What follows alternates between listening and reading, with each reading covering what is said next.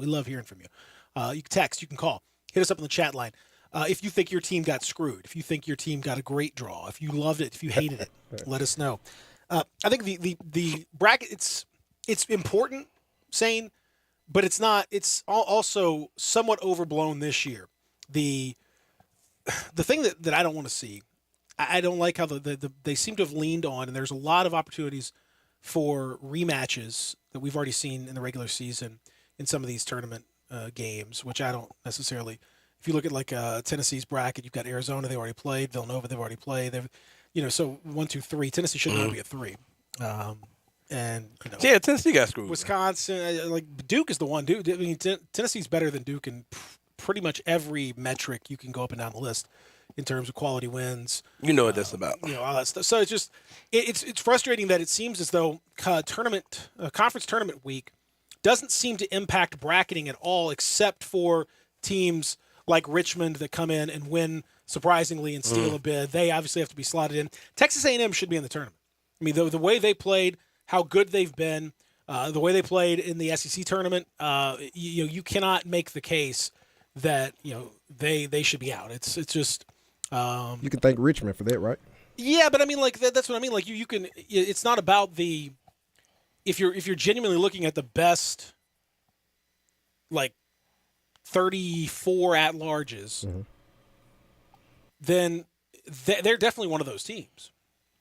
I mean, there's no question about it. You watching them and looking at the work that they've put in and all that stuff, and the criteria is somewhat challenging. You don't exactly know what the criteria is from time to time. It seems to change a little bit to where the committee wants to emphasize certain things.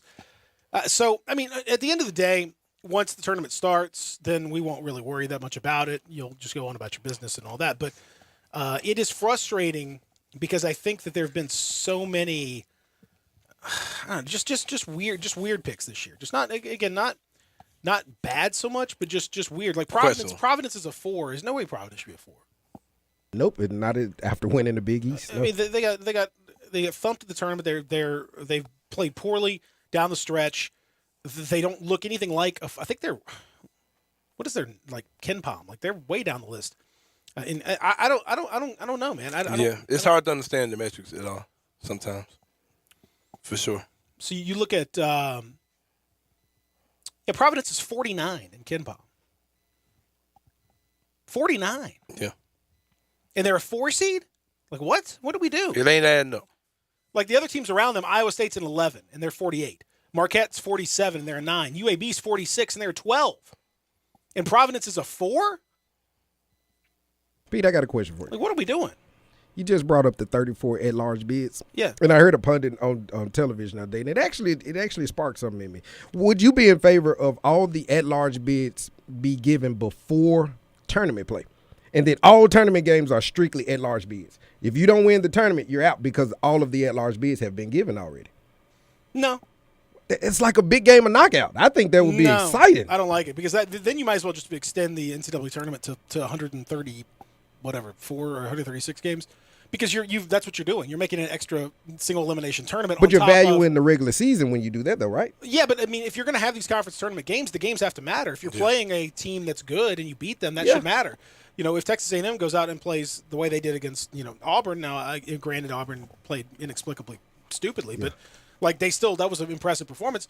That should matter. That should count. It's got to count. Like, do the resumes count or not? I mean, do these games? If they don't matter, then why are we playing them? Why are you even? It sounds like you're barking up the right tree with the con that they brought up. The con was teams that are already in are gonna pull the Palo Banqueros out until the big dance. Well, I mean, because they're already in. It just depends. Like, it obviously just doesn't matter. I mean, Duke doesn't profile as a 2 at this point, but that's they've got. I thought that was curious. Iowa doesn't profile as a 5, and it's like it just feels like they weren't paying attention to what was happening this weekend. Nope. Now, again, that being said, like you can go in the tournament itself, and upsets are going to happen and all that. So whatever, but it affects seeding. It affects your path to the Final Four. It affects the teams that you play. It knocks other teams down or out in some cases that don't necessarily deserve to be down or out. Again, it just doesn't make a lot of sense to me.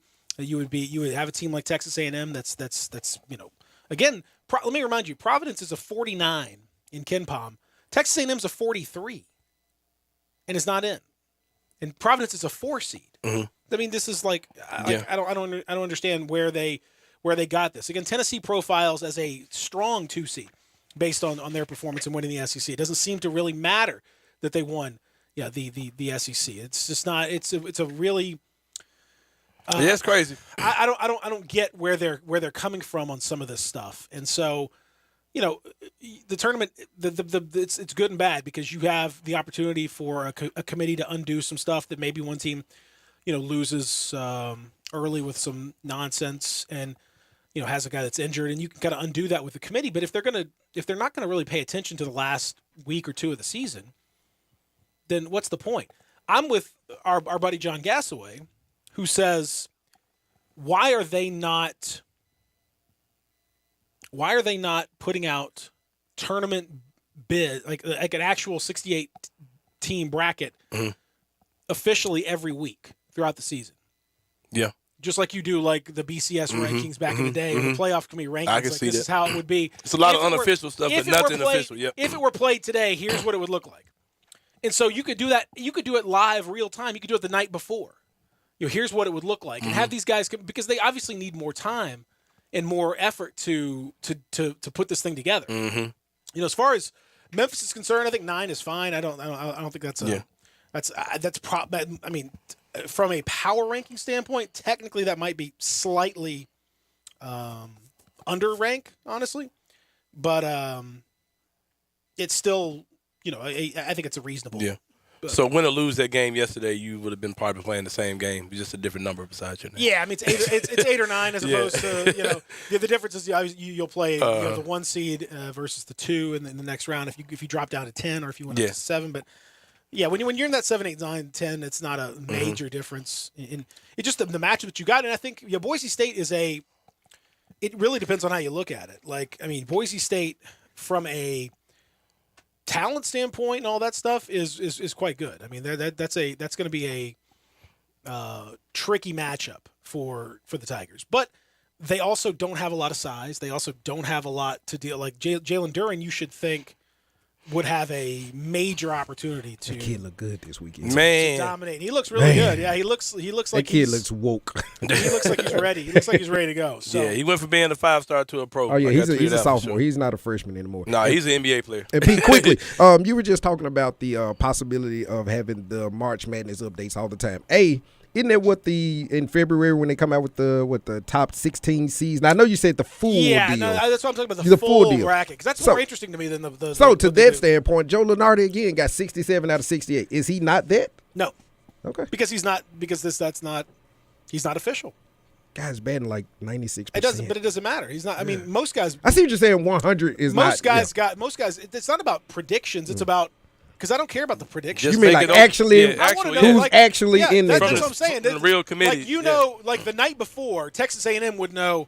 I gotta win or wait, not. we're Okay, not in. okay. We got to win. Okay. Like that changes the whole Okay, dynamic. Like, okay. oh my goodness, or oh we are in, or oh. And it would make SMU all eyes be on those games. SMU's like, we. I mean, we know for sure we're not in the tournament. We better, win against Memphis. It just changes and they could do that. They could absolutely do that, and it would be, it would add excitement. It would add energy. It would add, to me, credibility and accountability to the process, where these guys wouldn't have this sort of like vague. Yeah. Well, man, we thought the resume might have looked a little better from back when they did. And it's like. And that directly correlates with Virginia Tech, because if Virginia Tech had not have won, they're an 11 seed, and they won the tournament. Yeah. Had they not have won, just like what you're saying, we have to win or we're not in, because, I mean, it looks like they wouldn't have been in. No, they would. I mean, yeah. If you're an 11 based on that, then no. And you won the ACC over Duke. You probably wouldn't have. No, I think I don't know, man. It's just a strange situation. So I know that the job that the committee does is hard, and I give them credit for that. It's not easy. I don't mean to I'm not trying to bag on them or anything like that. It's just They still got Condoleezza Rice in their room. I don't think so. Okay. I think she was I thought she was in the football committee. Is she on the football one? Yeah, I don't think she's Okay. in the basketball room. I don't know. I don't. There are a lot of really strange. Providence at a 4 is one that I just was like, what? In Yeah, strange. God's name are you? What is that? What happened? What are we? I mean, have you watched them play lately? Have you seen them what they're doing? Like it's what is like I just don't. It seems to me that more should be applied to what teams have been doing lately. Like, have you looked over your last 10 to 15 Well, games? that kind of used to be the thing, but I mean, like the last time we saw Providence, Creighton beat them by 27 points in the Big East tournament. Right. Absolutely throttled them. They lost to barely beat Butler, who's not great. The quality teams that they've played, they've lost to across the board. If you put, I kind of like your idea of making it real time, of making it transparent, where you're seeing where teams are. Only thing I can see that as a negative is like kickback. Like if they're constantly putting stuff out in the times we live in, especially with social media and just media in general. How much of these guys going to be swayed with, okay, that's a stupid decision, like they shouldn't be there, and then you just constantly see them changing it based on popular opinion? I mean, if they're doing their jobs right, that wouldn't matter. Right. But yeah, that's a question for them, obviously, for the job that they're doing. But I know it's not. I mean, it's not easy. That's dope, though. You said the Gasaway came up with it? Gasaway's yeah, that's the Gasaway's talked about a lot. Where you have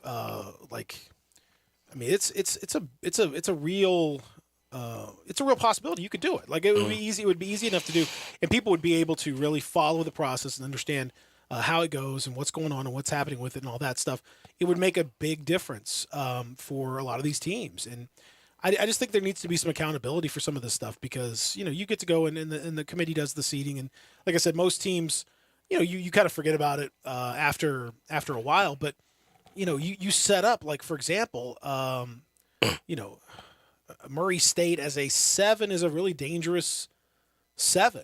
And oh yeah, they're getting Kentucky about it. Yeah, that's you could absolutely that's a really tough matchup there. But honestly, that reminds me a bit of what happened when Wichita State was the 1 back in 2014, 15, somewhere there, and Kentucky was the 8. And Wichita State played, and Kentucky beat them. And like some that's a lot. I don't know what Murray State's going to do with Sheboy, for example. I had no idea. Nothing. They're going to bounce off him like a giant, like Gulliver's Travels. It's just going to be. He's going to have 25 rebounds in the first half of that game. But he and Kofi Cockburn too. I believe he'll have similar numbers in that first round. Don't count out my Racers, man. Oh, I'm not. And then Ja's going to be, I'm sure. I got the Raiders murdering San Francisco as well as beating Kentucky. San Francisco's they're pretty good. They're pretty good. They're a very good team. That's a great. I think that's a fantastic matchup. But why? This is the other thing. Why does the committee always seems to want to like put two good non-power teams together? I was thinking that too. They don't want to. They seem to kind of squish them together like that. Maybe it's just because they don't want too many of those teams to make it past. I don't know. But I mean, San Francisco, they're decent. Bart Torvik power rankings got them 19th. 19th. And Murray is like 58. So like, I mean, it's not an upset if they win. No, it's kind of a toss-up. Look at the amount. 11 of the first round games, I saw 11 are within 3 points or fewer on the betting line. So that will tell you that there's gonna be a lot of like parity in the first round. I think for sure. Yeah, a lot of matchups that are. I mean, like everyone, for example, is like piling in on Vermont over Arkansas already. That's the hot one. Everyone thinks because the game's closer to Vermont and Buffalo, and Arkansas hasn't played very well on the road, which they haven't, and I'm sure they petitioned to have the game in Fayetteville, but that didn't work, and so they have to go, make the travels and all that stuff. But just beware that hot team, because a lot of people pile on that hot team, and then look what happens. Yeah, you're correct. Arkansas's got J.D. Notae. That guy has got NCAA tournament stud written all over him. That kid is the number one thing you got to have in the NCAA tournament is a stud guard who's going to do stuff. I'll give you one too. Marquette. Yeah. Marquette is the fastest paced playing team in the league, and Baylor, with as great as their resume is, all of those players that got them their resume are hurt. Yeah, they're all hurt. I mean, that second round, Marquette's getting them out of there, baby. Baylor is. Kentucky's in good shape. As far as that, if they get past, they should be in good shape. That bracket sets up well for them. I think as unfortunate as it is for Tennessee that they end up as a 3 seed, which they really should not be. I think the bracket actually suits them just fine as far as the competition. I think Longwood is a manageable situation for them. Colorado State, Michigan, I don't think there's too much issue there.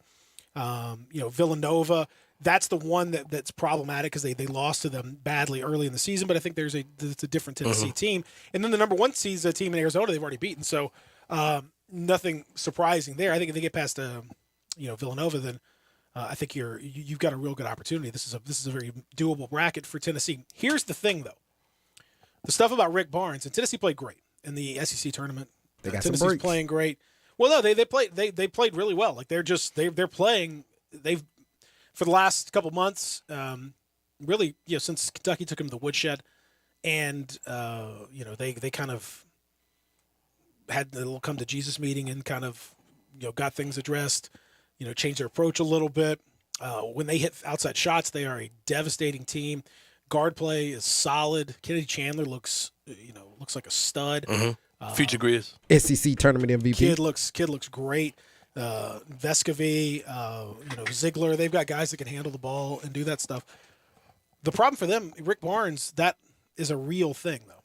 Rick Barnes has been in the NCAA tournament. This will be appearance number 26. This is kind of what he does. This will be appearance number 26. Anthony Sain, in the previous 25 appearances for Rick Barnes, he's only beaten a higher-seeded team one time. And that was when he had KD, I'm assuming. One time. With KD? No. Oh. Because that KD outage was a little deflated. Well, let me think. When that was. I think it was. He was Aldridge and I have to look on that. PJ Tucker too. Yeah, I have to look on that 2000. It was in that neighborhood. Did he have TJ Ford? It would have been. It would have been that. Because TJ Ford got to a Sweet 16, if I'm not mistaken. Yeah, it would have been. They beat. They beat Mississippi State in the tournament. That's the only time that they've had a. They've beaten a team that was higher than them, or that was quote unquote better than them. Otherwise, it's been, if you go through Rick Barnes' legacy, every time they go in the tournament, they find themselves losing often to teams that they don't need to lose to.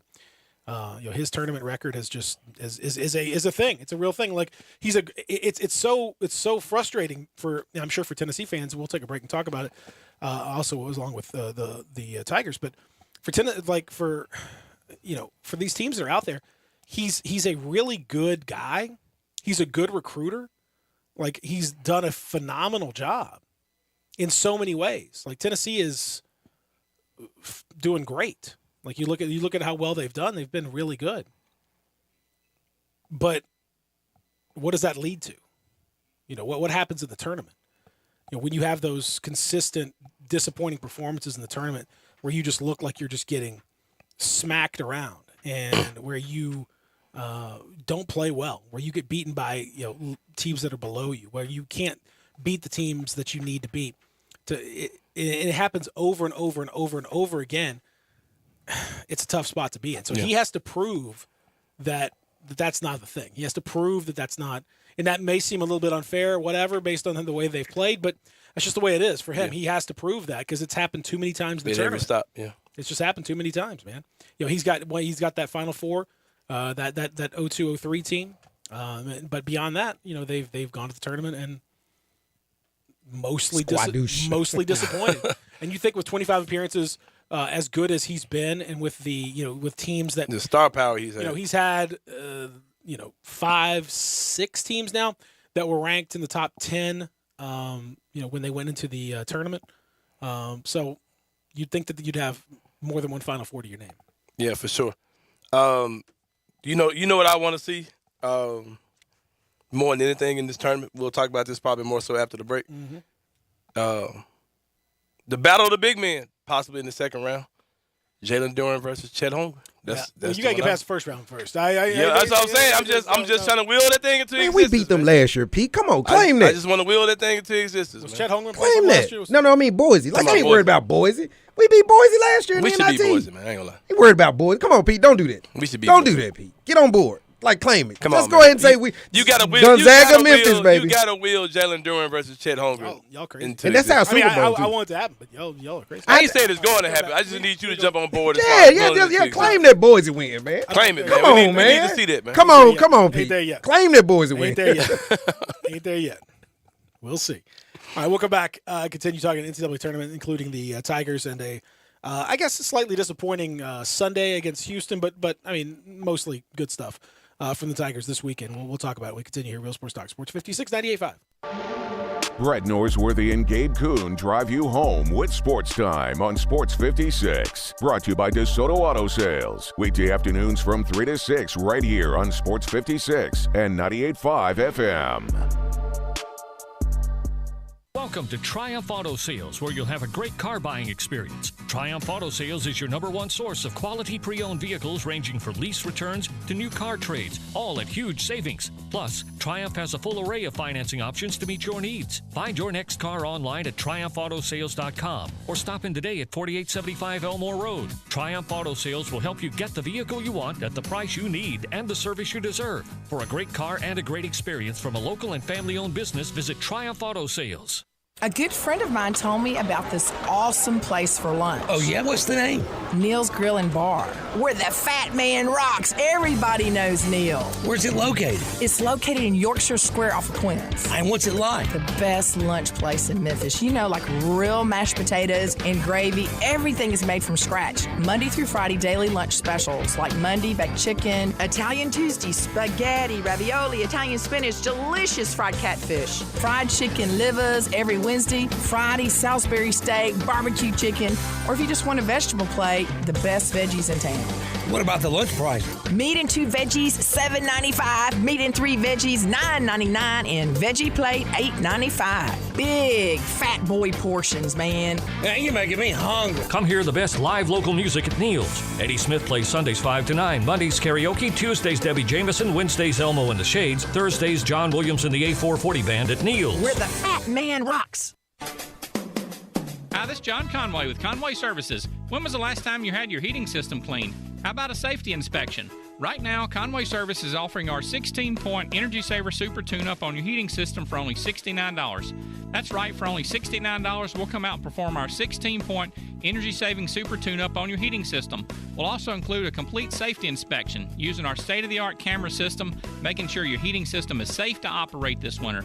Plus, we'll run a carbon monoxide test on your heating system, all for only $69. You can have the peace of mind knowing your heating system is safe and ready for those cold winter nights. So call Conway Services, the Mid-South's premier heating, cooling, plumbing, and electric service company at 384-3511. That's 384-3511. Call this week and we'll perform your heating system tune-up for only $57. Call 384-3511. Conway Services. Call Conway today. What's happening Mid-South? Are you ready for a new ride from Gossett Kia on the Pike? We got it covered. Take your pick, 2022 Kia Soul LX or 2022 Kia Forte LSX. We got it at $199 for 36-month lease, $27.99 due at signing. And let your adventure begin in 2022 Kia Sorento LX. $299 for 36-month lease and $39.99 due at signing. Plus Kia's 10-year, 100,000-mile powertrain limited warranty. You got to make your move today to Gossett Kia on the Pike. Come see Bobby J. He'd love to put you in a new Kia today. That's Gossett Kia, 1900 Covington Pike, or shop 24/7 at KiaCovingtonPike.com. If you want it, we got it at Gossett Motor Cars. 36-month leases, $650 acquisition fee, $30,000 per year, 20 cents excess mileage. Sold N718 2252, MSRP $20,960. Forte NE 461 574, MSRP $20,770. Sorrento $899 0199, MSRP $32,120. Includes all rebates and incentives, $695 PF. Must finance through Kia. Excludes tax, title, and license. See dealer for complete details. Offer valid through 4/4/2022 with approved credit. Dealer stock only. Now, back to Sports 56 Grind Time. Here once again are Peter Edmiston and Anthony Sain. Nights out in Malibu, surfing, playing up on Persians. Here's my number, put it in your purse and call me. Yeah. Mine. So, how do you characterize Tiger weekend? It was, in one word, how many words? I'm not saying you can use as Just many a words. as you brief want. synopsis. I didn't say. It was, I got one word. Okay. You can use more than that if you want. I'm going to give you two then. Okay. One is a little one-letter word. It was a relief. There you go. Thank you. There you go. It was a relief. Okay. There you go. Okay. Monkey off your back. Might be another one. All right. That's I would use understandable. four words. This weekend was understandable. One word, two syllables. All right. Four. No, I wasn't no 4 that night. It was 1. 1 for it. Everything. 1-4. But if we take you back 2 months, they did exactly what you asked of them Yeah, to get to the tournament title. man. Like as far as the final, I mean, yes. they I don't they care did about what any of you that. asked. They got in the tournament, man. But that's how they got. You see what I'm saying? They did what you asked. You asked them to step up. They did what you got. Right now, I think Penny is playing with a blank checkbook right now. Yeah. Like, hopefully, Boise doesn't give us because he's giving me Boise-itis right now. Take that shirt off. Isn't that Boise colors Yeah, he right do there got the too? Boise colors. Come on, Pete. Give me Boise-itis. It's definitely not Boise blue at all. Is it? All right. Definitely not. But I think they can get paid. If you got Boise-itis, you might want to go to the doctor about that. That's a different thing. Boise-itis. Idaho potatoes. I can't speak for what that might have. Yeah, you might have got that. I don't want to talk about that, publicly. But or my old ladies. Ask them why you're so small. Because the old lady might have. Yeah. Ask them why you're so small. Because somebody. Hey man, she keeps skin so soft in the house. Blue, Chill out. She keeps skin so soft in the house. I got you. So, just how it is right there.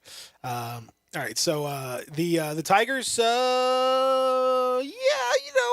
maybe 1 for 10 from 3, not so great. No, that's not so good. I mean, they played a lot better against SMU and against UCF and Jalen Duren, as you mentioned, had a strong performance throughout most of the weekend. Was not quite as good against Houston. We had some major foul issues that cropped up throughout both the semifinal and the final. DeAndre Williams fouling out of the semifinal with like 10 minutes left to play, and a little bit better in the final, but not quite there. Earl Timberlake had some strong minutes. Man, come on now. Because of all the foul trouble, Earl came in and showed that he still got a little something to offer.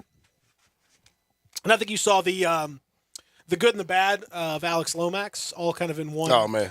One weekend. You saw a lot of positives, then you saw an awful lot of negatives, and I hate it because I think they're it sucks because Lomax has been such a stabilizer. He's been a stabilizer, but he's been loyal. He's been stabilizer. He's been through some stuff.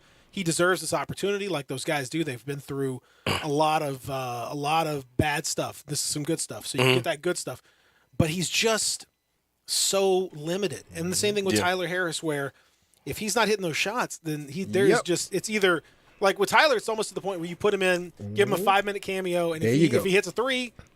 Keep him out going. There. If he doesn't, then all right, come sit next back, to me. Come on back, baby. We get a great seat. For Penny the game. coached those in reverse too. He had Tyler out there too much on Saturday and not enough on Sunday for me. I thought the Houston packing in his zone. That's when you unleash him. But he was entirely ineffective. Yeah, but on Saturday. he wasn't effective on Sunday. He wasn't he's 0 for 3. And he wasn't effective. Again, especially if they're going to zone up like that, and he's not hitting the 3, then there is nothing. Nothing. And then have both of them out there. That's the thing. Yeah. He ran both. Too much size and length and all that for them to not be able to shoot. And I thought it was a nice. Again, Kelvin Sampson, I just think is a genius. Such a good coach. Mm-hmm. And, I love the way he did. They interviewed him at the half, and I love the way he talks. And he's very he reminds me of Nick Saban, like his the way he kind of talks about teams, and he's just like, we're just.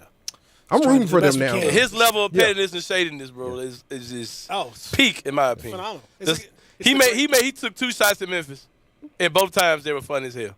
First time he's like, our guys just play hard, man. And regardless of talent, you can always play hard. I was like, here we go. That's one. Then he comes back after the game and said, we want to prove in the regular season and in the tournament we're the best team in this conference. Like, that's another shot at Memphis. I mean, that's the way it's supposed to be. Hey, ain't nothing wrong with it, man. And he has a killer on his team. Did you see Fabian White kicking our ass with a smile on his face?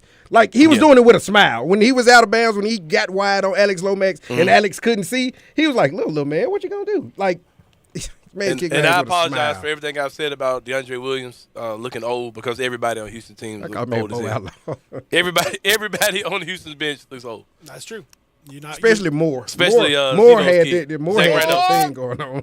And that kid, one of those kids is Zach Randolph's. I don't know why y'all in denial, like y'all didn't notice that was Zach Randolph's son, but what's the kid's name? Zach Randolph Jr. No, the back kid. Might as well be. Fabian, the backup big they had, the one that had the dreadlock.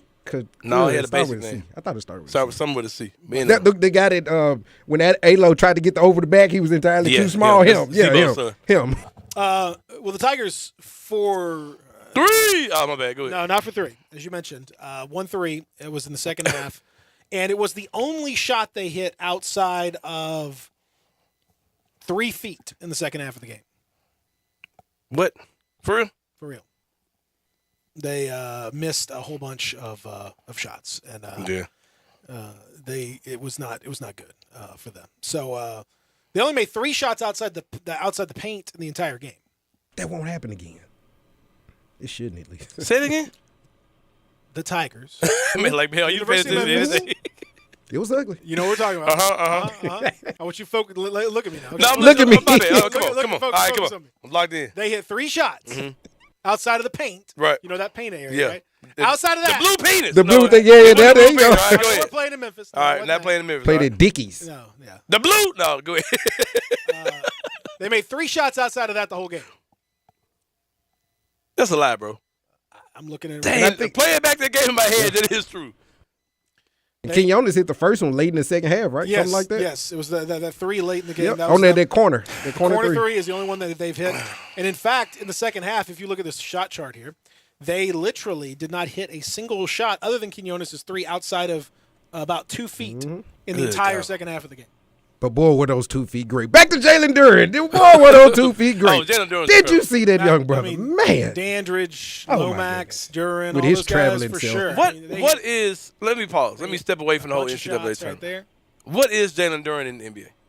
He's a fool. He's Bam. He's a He's player. Bam. Because I've heard Chris Webber, I've heard Bam Adebayo, I've heard Oh, my Ben God. Wallace. I'm like, okay, what is told this? you- Now Chris- watch this. No, don't beat him up too. Watch this. No, The no. analyst Wait, said no, that no, he no, can no, shoot, Pete, no, better than stop. we know. No. So that's Chris Webber I never, ish. I never fall for that. I never fall for that. If I ain't seen you doing it, I don't want to hear what you got in your bag. It if I has ain't nothing seen to do with his. I mean, Chris Webber was not Chris Webber just because of the shot. It was because of the passing. Passing? Yep. Jalen Duren's not on anywhere near that Okay, level yeah. on passing at all. Like, He doesn't can't have- bring the ball up like he doesn't Webber have either. vision. Webber was a. Oh yeah. Y'all have all That forgotten. can blow into that. He can grow into that. though, Darian, Pete. give me a second. God, dog. Go ahead. Jumps right every time I say something. Go ahead. You just downgrading Weber, man. Yeah, Webber was ridiculous. Weber was significantly better than people want to give him credit for. Significantly better. And Jalen Duren ain't Weber. I don't really. No.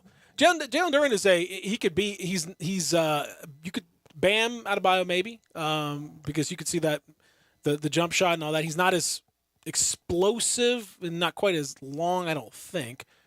But he's definitely very athletic. Yeah. And he definitely can. I think his defensive ferocity, like as far as a comp goes, oh man, I hate doing the comps because it's never. There are a lot of guys to come up to that are not in the NBA anymore. That's what I'm concerned about. You know what I mean? Like I don't know what he is as far as what will keep him in the league. I think no. I think he's his skill level, his athletic ability. He can pass the ball. He's not just terrible. He's not Bismack Biyombo, Right. where he's just going to throw Right. the ball to God knows where. Mhm. Like he's got some a vision and some passing. He can rebound the ball, and he's a good positional rebounder in addition to being a good physical rebounder. And he could score, and he's got that little jump shot. He's got that little 10, 15 footer. If the further he extends it out, the better. But like that's okay. He's comfortable with that, and the mechanics of it look good. So you think he's a 4 or 5? Yeah, he's a 4. He's a 4. And what would be the perfect 5 to put him aside?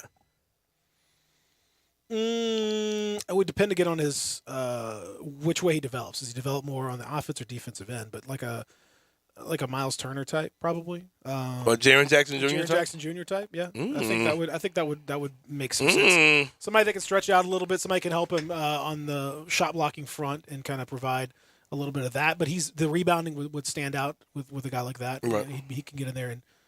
I like him. I love him. I just don't know what he is. I think he's good. But I think he'd be a good. I think he would actually work with the Grizzlies. I think he would actually be a. He's not going to be there though, right? Good. He might be. He could be. He might be. At 11? Yeah, I think it's very possible. Yeah. Very. And he's what, 18? Yeah, he just turned he's 18, super young. right? He's super young. Yeah, I think it's possible that he could be there.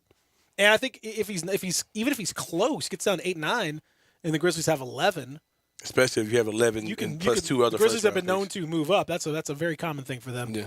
of late. They've done that in the last 2 drafts where they've found a guy and moved up a few slots to go and make sure they get him. So, and they've been pretty correct on those assumptions thus far.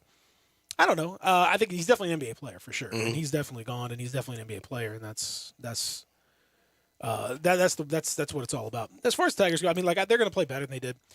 Houston was really motivated. Houston came out and kind of surprised them with that zone look, and just played. I mean, I think Kevin Sass was right. I don't think the Tigers played I don't think they didn't play hard, but Houston played like real hard. Like Houston was a hungry dog. You know what I mean? That thirsty dog. Arr, arr, arr. That's what they were all night, and just it wasn't there for the Tigers. It's okay. And even if they'd won, it wouldn't have. I mean, like it would have been nice to win but it wouldn't have changed much as far as their seeding goes. So I don't think. Man, I'm just trying to think who could have been a really good point guard to lead this Tiger team. In Moneybags. No. Let me think of somebody who might have like kind of from here. Somebody's having a big tournament. Yeah. Oh man. Interesting. The things that could have been. If only Penny liked little guards. Oh wait, he does. Oh wait, yeah. He clearly he does. But man, I'm excited though, man. I'm glad that they turned this thing around. It was looking bad. A guy dug up one of my old tweets. I was like, man, I wonder who's gonna dig up that tweet I put out a few months ago. Somebody finally did yesterday when I said this is gonna be the most disappointing season. Tiger basketball, in Memphis sports history was my original tweet. Somebody dug that up yesterday, but yeah, I'm glad to be wrong about that. I'm glad that they got it together, for sure. Penny is truly elastic. He bounces back from stuff. He's one of those guys that just won't sink. And it was looking pretty bad for him at one point, but he definitely got it together. It's just kind of wild, man, because it's like what if Penny identified certain things earlier in the season? Where would we be seeding wise? You know what I mean? It's kind of been the way it is. That's a scouting report on Penny. It's so many things. It's like, okay, if you would have realized, they're playing really well in March, but it takes a terrible. It took the 80% of the season before you realize, okay, this ain't it. What if he was like, okay, Josh Minot should be my backup power forward. Timberlake is more of a front court player than a point guard. You know what I mean? Like it was just there's so many things. It's just like, bro, if I did this a long time ago. I know. I don't get it. Because Timberlake is clearly, he's an undersized forward. That's really what Timberlake is. And when he came in playing those minutes, he was great. You know what I mean? There's just so many things that it seems like they had identified him earlier. The whole, not even mentioning the whole Imani Bates saga or whatever. But man, it's good. It's good for the city. It's good that they're in the tournament. The monkey is off his back. Last time the Tigers were in the tournament, my son was an infant. I had a video of Gabe watching his first NCAA tournament crying as we were losing in his little baby seat. And now he gets to watch again. That's right. If he wants to, which he may not. He probably won't. He probably doesn't want to. We come back. We're going to talk to our buddy Mayor Mike on the other side. Also, hour number 2, we're going to continue to talk a bunch of tournament. We'll get into some NFL. Also, we've got a bunch of Grizzlies talk to get to because 2 games and a return of a villain. All of that when we come back here in the Family Leisure Studios. Real Sports Talk, Sports 56 98.5. The all-new Sports 56 Mornings with Greg Gaston and Eli Savoy. Brought to you by Action 24/7, James Gaddis Jewelers, and Acura of Memphis. Weekday mornings from 7 to 10 right here on Sports 56 and 98.5 FM. Brian Elder's Roofing Solutions. If you have damage to your home and have your insurance carrier involved, you need a great contractor. You also need a team that has seen claims of all shapes and sizes, residential or commercial. After our inspection, we'll share our findings and give you our professional opinion. Some people say you get what you pay for. However, our opinion is free. Trust the name you can depend on, like the tens of thousands of families Brian and I have served over the past 20 years here in the Mid-South. Brian Elder Roofing. We'll measure your roof from outer space and share our team's experience for your property and claim. Repaired roofs, replacement roofs, big roofs, tiny roofs, insurance roofs, flat roofs, TPO roofs, asphalt roofs, tile roofs, slate roofs, metal roofs. If your roof needs some love, call me. 901-867-0303 for Brian Elder Roofing and Contracting. Call 867-0303. Brian Elder's Roofing Solutions. I'm Gary York. I'm the service director at Lexus of Memphis. Our service department wants to be more than just a place where you get your oil changed. We do glass repair, windshield replacement, recalibration of your camera and sonar systems, even wheel repair, tire replacement, all the things you would expect from a luxury automotive dealer. Please check out our website. You can schedule your appointment, check out our specials, hours of operation, or if you'd like to do it in person, please reach out to one of our associates at 901-271-5199. Progressive presents Forced Metaphors about bundling your home and auto. When you bundle your home and auto with Progressive, you get great savings and round-the-clock protection, which is as beautiful as looking your firstborn child in the eyes for the first time. Well, that's a bit much. Maybe it's more like looking your second-born child in the eyes for like the third or fourth time. Point being, the savings and round-the-clock protection are really, really magical.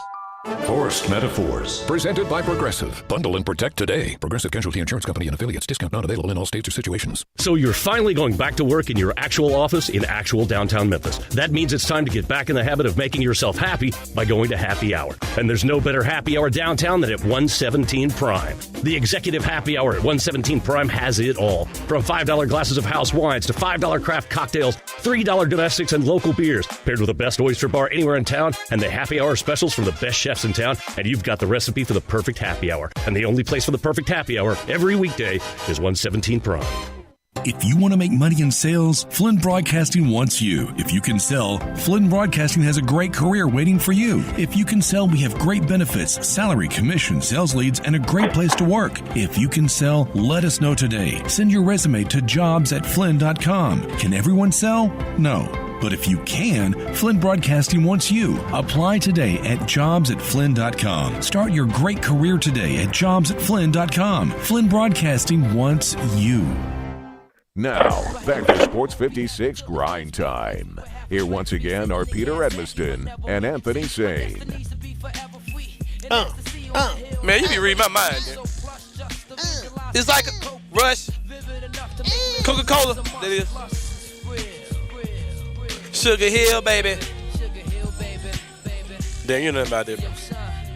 I know, man. Put these things down, let's count this money. Should have gave you some Kirk Whalum. Hey. Oh, here you go. So Mattel, let's see past. How about that?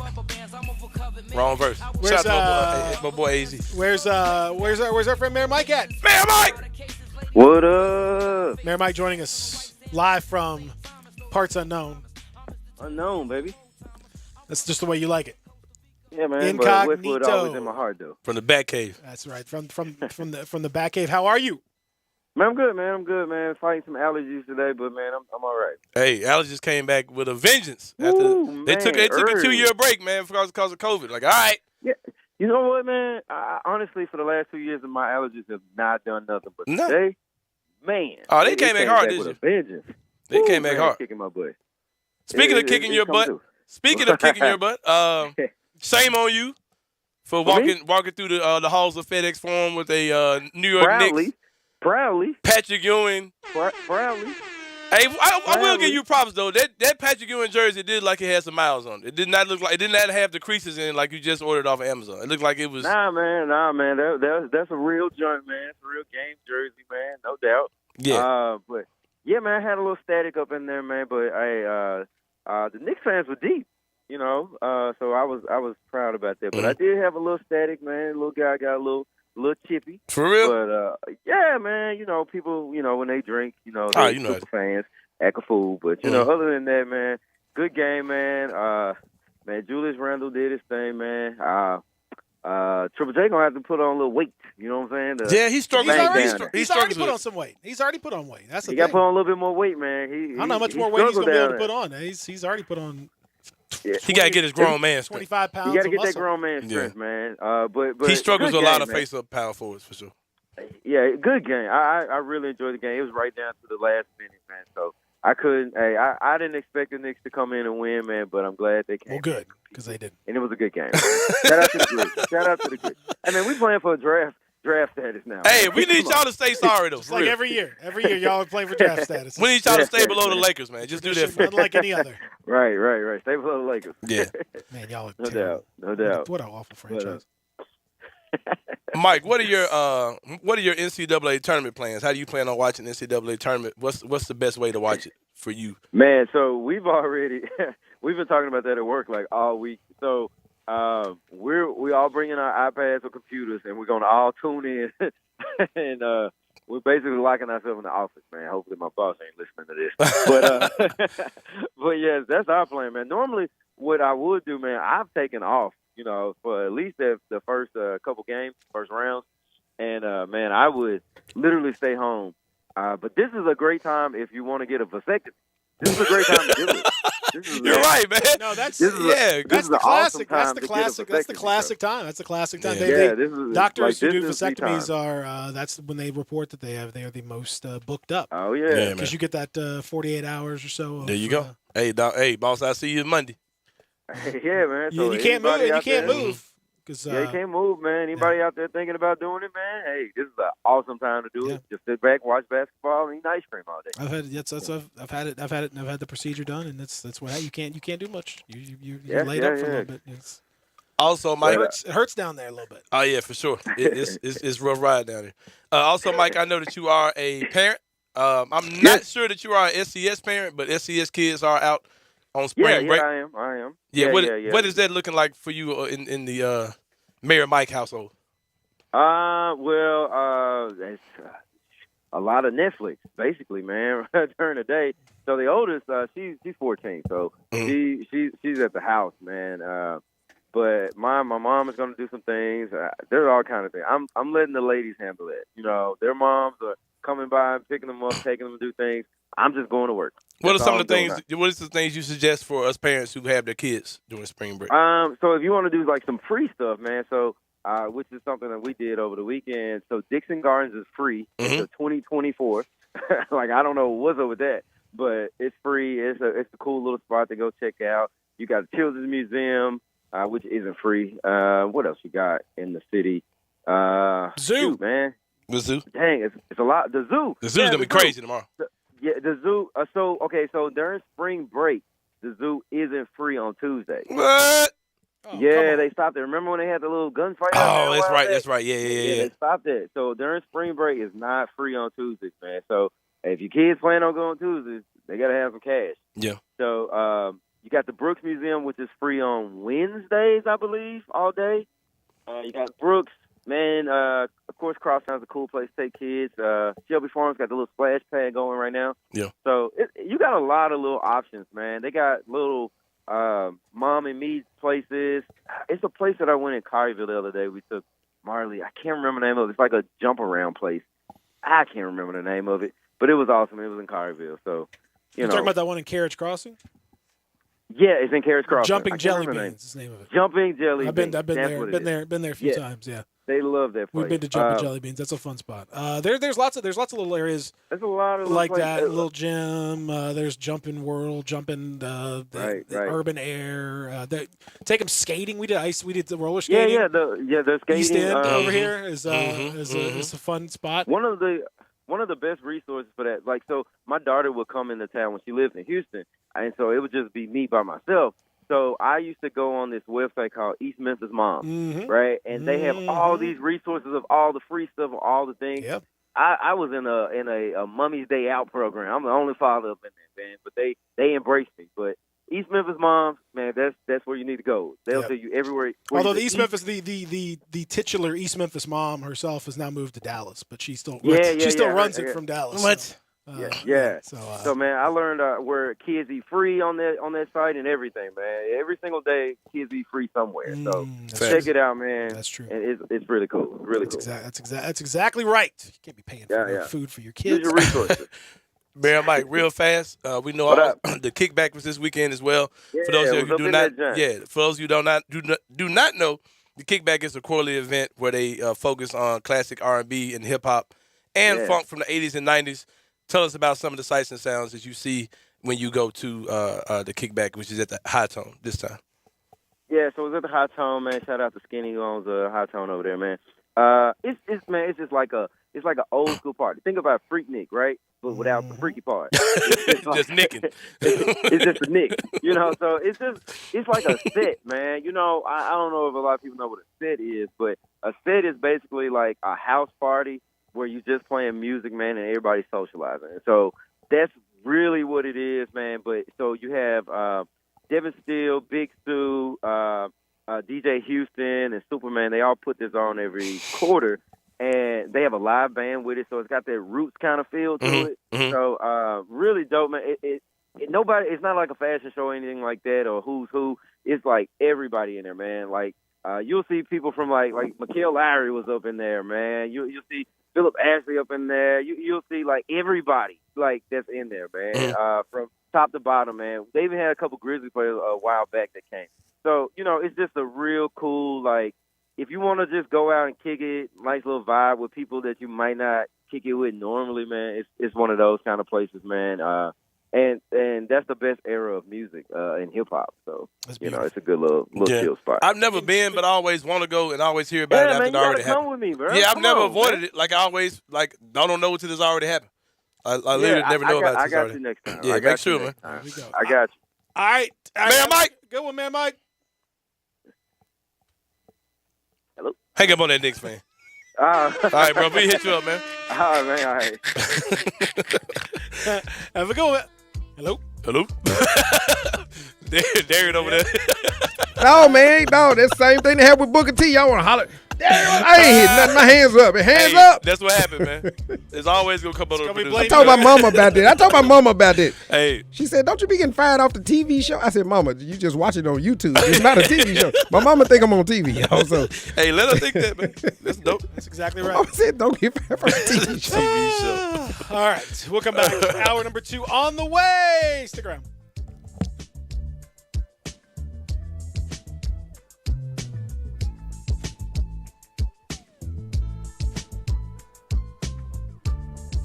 Get in the game, Mid-South. Coach Colin. And Coach Hunter here from DeSoto Auto Sales. We're maniacs for all this madness. But if we're going to catch all these games, we need your help. So we cooked up a 3-point plan to help you rebound from your old ride. 1. Pick any nicer, newer car on the lot. 2. Pass us your old ride. 3. Will come in with the assist. And give you up to $3,000 more than Kelley Blue Book value. Based on the price of the car you pick. So if your old rod makes you feel second string, it's time for a rebound. Because you could get up to $3,000 more than it's worth. Worried about fouls on your credit report? Our For the People credit approval process is a slam dunk. But hurry. This deal's done at the buzzer. I'm Colin. And I'm Hunter, and we're your dealers. For the people. See all the cars at DeSotoAutoSales.com. That's DeSotoAutoSales.com. Credit requires bank approval. Vehicle purchase price determines actual trade allowance. Negative equity may be refinanced. Kelley Blue Book is a registered trademark of the Kelley Blue Book Company Incorporated, which is not affiliated with DeSoto Auto Sales. Offer absolutely ends March 31st, 2022.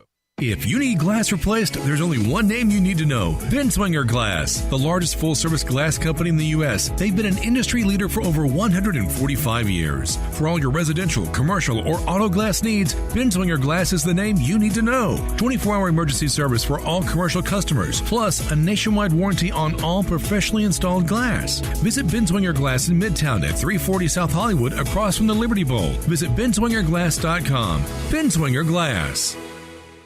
Okay, I don't know who needs to hear this, but if you're not shopping spring essentials at Kohl's, you're missing out. I just got 20% off the cutest outfit from Sonoma Goods for Life, 25% off Hurley, which my son loves, and 25% off Champion and Adidas. Did I mention I also got an extra 15% off and earned Kohl's cash? Here's to longer days and more time to save. Select styles, 15% offer ends March 20th. Hurley, Champion, Adidas, coupons do not apply. Some exclusions apply. See store or Kohl's.com for details. If you want to make money in sales, Flynn Broadcasting wants you. If you can sell, Flynn Broadcasting has a great career waiting for you. If you can sell, we have great benefits, salary, commission, sales leads, and a great place to work. If you can sell, let us know today. Send your resume to jobs@flynn.com. Can everyone sell? No.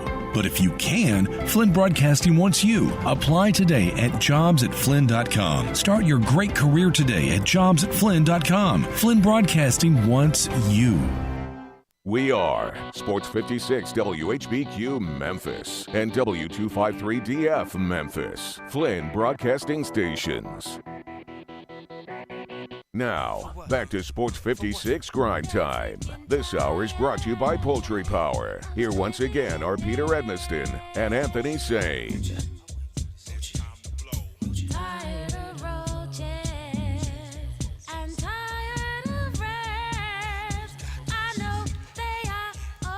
One in the hand. Put a Rough Rider right through it. Y'all know about that, Peter? Nope.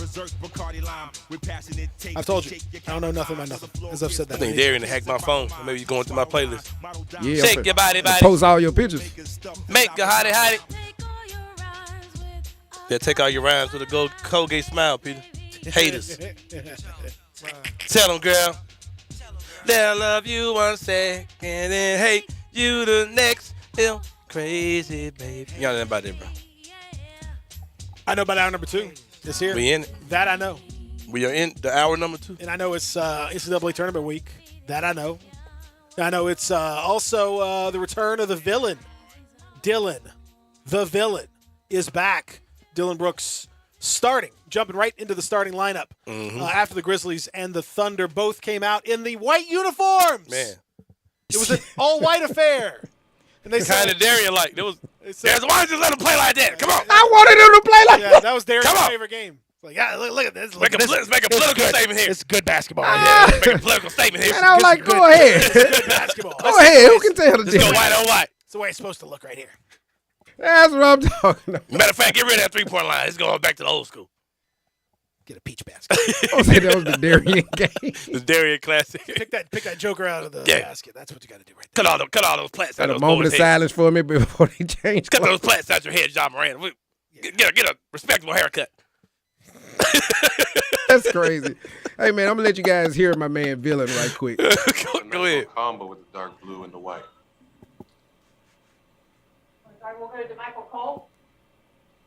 Sounds like the Michael. Dylan, I think when you had came back from the COVID pause, you had said that you were a little depressed, being away from your teammates. This time you were with your teammates, but you had the setback and just a long layoff from playing. Just what was your mindset like over these past couple months? Just trying to, get my ankles stronger, and just understanding the flow of the game with all my teammates out there, and see where I can fit in, see where I can, affect the game, and if it's cutting or playing defense or talking out there more. I just try to fit in and leave my imprint in the game. What are they listening to? I don't know. That was weird. I think they got all of us, didn't it? What was that? But somebody has ingrained in his head to start cutting more. When he was talking to Rob Fisher before he got off the floor, that's something that he made a point to say, that I'm not just out here to score. I'm out here to cut and play defense. And he also brought that to the presser as well. Yeah. Well, he always cut. That's never been an issue for Dylan Brooks. He's a smart player. I mean, he's a really good player. He's a smart player. He knows what's going on. And it was nice. It was nice to see him back. I think you got a good picture of a Dylan Brooks performance. That's what it's supposed to look like. That's what you're going to get from Dylan. You're going to get some bad fouls. You're going to get some, strong play. You're going to get some contested shots. You're going to get some scrappiness. You're going to get all those things. And it's nice to have him back. It's going to take him a while to reintegrate, but I thought that was, if you could bring him back in that game, that's a perfect game to do it against Oklahoma City. The Thunder, to their credit, played hard. They really did. They scrapped. They got after it. They were, they played harder than you might expect a team in their position to play, but it wasn't quite enough. And the Grizzlies, after a furious comeback in that game on Friday, where it looked like they were going to be in trouble, they managed to win that game. And so, it was another game that I would not say it was entirely convincing, but it was good enough. I'll put it that way. Yeah, it was good to see Dylan back because it allowed us to have a game where Ja could kind of coast and take a walking rest game if we still win. Because it's kind of like, because Dylan has had to work so hard because everybody's been kind of sitting back watching Ja. and for Dylan to come out there and kind of make his presence known from the very beginning, it was a really good breath of fresh air. And something I was concerned about, even to the point where, I was saying, hey, they may need to just bring Dylan off the bench because for two reasons. I'm worried about bench scoring, and I'm worried about what will happen to Zaire Williams and his development with Dion, with Dylan coming back. I was wondering, Dion Brooks? Yeah, Dion Waiters. I was wondering what was going to happen. That's the Spanish pronunciation. Right. Dion Brooks. Yeah, Dion, not Dylan, Dion. But no, I was wondering about what would happen with Zaire, and to see him feeling well off the bench yesterday, that was good to see Zaire knocking down shots the way he has. One of the guys from Grizzly Bear Blues, can't remember his name, shared that he's shooting in the top 10 in the league. His 3-point percentage is in the top 10 in the league since he missed that corner three against Philadelphia. And if you look at Zaire's numbers, he's really cranked it up. His overall percentage is around 31% now, but over the last month or so, he's been shooting the ball extremely well. So, yeah, man, like we're a totally different team with Dylan out there now. I think once they get that going, once they get him into the flow of action, we're going to be really, really hard to beat going forward. And yet, like you said, yesterday was a good tune-up game. And it was good to see that Ja could kind of coast through that game, and we still could put them away, in short because Dylan was back. And it was really good to see. Jaren had a good game last night as well. Yeah, man, they're looking good with Dylan back, and I'm stupid excited about it. Yeah, we'll see how it kind of plays out because I don't think you can necessarily take a whole lot from this game in terms of long term. Because it's just the Thunder. They're just not very good. Apart from Shai Gilgeous-Alexander was excellent on the offensive end. Darius Baisley as well. But other than that, they really just there was nobody else to speak of. Yeah.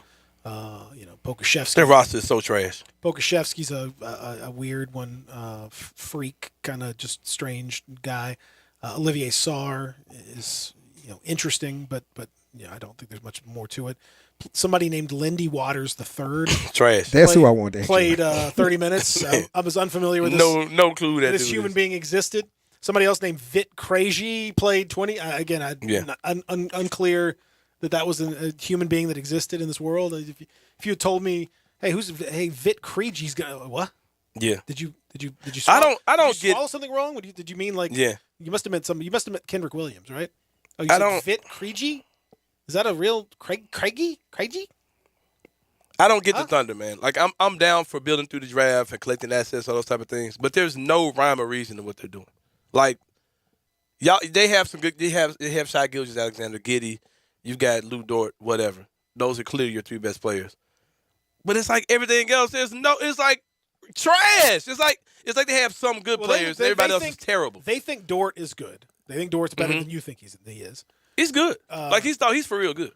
Yeah. But I'm saying, they're going to say we got Shai Gilgeous-Alexander. Mm-hmm. We got Dort. We think Giddey is going to be a stud. We like Giddey, and we got 300 draft picks in the next 2 or 3 years to find 2 or 3 more pieces. And as these guys get better, all of a sudden, hey, now we're rocking and rolling. But then you're going to lose one of those 3. You're going to lose Shai Gilgeous-Alexander. Why? No, they're going to max him. Contract. He's already maxed out. Yeah, they max him. But I'm saying he's going to want to I'm not going to be around for this crud. He wouldn't have signed the contract if he didn't want to be around. That's getting his money, man. I mean, well, he ain't going to take his money down. But that's 4 or 5 years. Like he's got time. He knows. I don't see the light at the end of the tunnel with the Thunder. I just don't, man. Like the only guy they've drafted that's been good ever has been Giddey, and ever since they've been doing this whole rebuild. It's like I've seen a lot of rebuilds, and like this ain't it, man. Like y'all are trash. Dort could be out if somebody overpaid him. Oh, I think like, Dort's a solid player. He'll be. Yeah, somebody wanted like Washington Wizards. Baisley's okay. Baisley's somebody you can do some stuff with. I like your boy Kendrick Williams. I wish we had a trade of him, but that's either here nor there. Yeah, Kendrick Williams. I'm surprised he wasn't traded. Honestly, I just want to see what they do with these. I think they're going to be. They're not. I mean, they're certainly taking the long road to it, but. The Grizzlies, we forget, had the Grizzlies not drafted John Morant, where would they be? What? I mean, it would be. But because our roster is not as crap outside of John as these dudes, man. I thought this roster is ass, bro. I thought it would be 8 years. No, bro, these dudes are trash. The roster last night was, but I mean, the roster. If you look at the roster with all the injured players back and healthy, it's not that trash. I mean, it's okay. It's not great, but. You could see if they had drafted, if they had somebody. The difference is just when you get John Morant, and obviously the Grizzlies have drafted better on the back end than most everybody else. That's what I mean. So, like they got a bunch of dudes that are like but it's not. But again, it's not without. Make no mistake, without John Morant. And I saw somebody.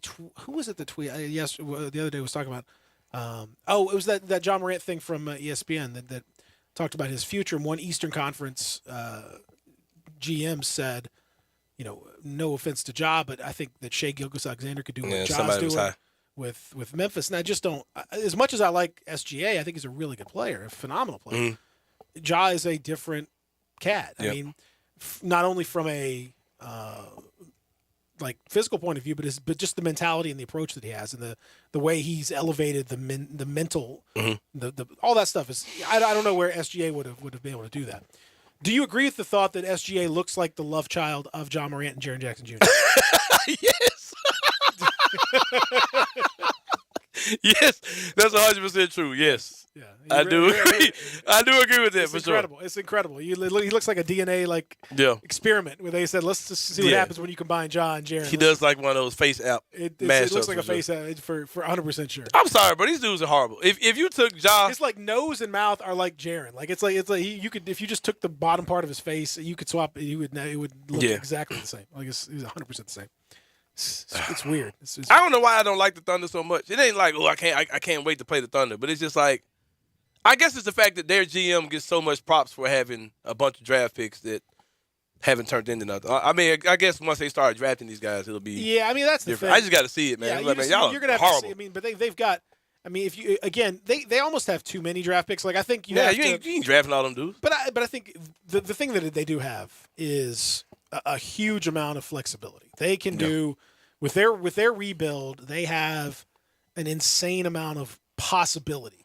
And people, if there's one thing I've learned, it's that people love possibility more than they actually love teams being good. Teams being good. That's what draft people get super jacked up about is if you just have the possibility of doing something like, that's even better. It's draft picks are like new cars. It's all good in theory. When you're in the market looking for a car, it's all cool, man. You can buy this car, you can buy that car. So I'm gonna buy a car. I'm gonna buy Acura. Oh, I'm gonna buy an Audi. I'm gonna buy a Mercedes. I'm gonna buy a Toyota. I'm gonna buy this. I'm gonna buy that. And then you actually buy the car, and now I got this car, and the value just dropped by 30% as soon as I drove it off the lot. People, the possibility of what might be is much more enticing than the actuality of here's player X. Ooh, I've got a first-round pick is much better than here's Jalen Duren.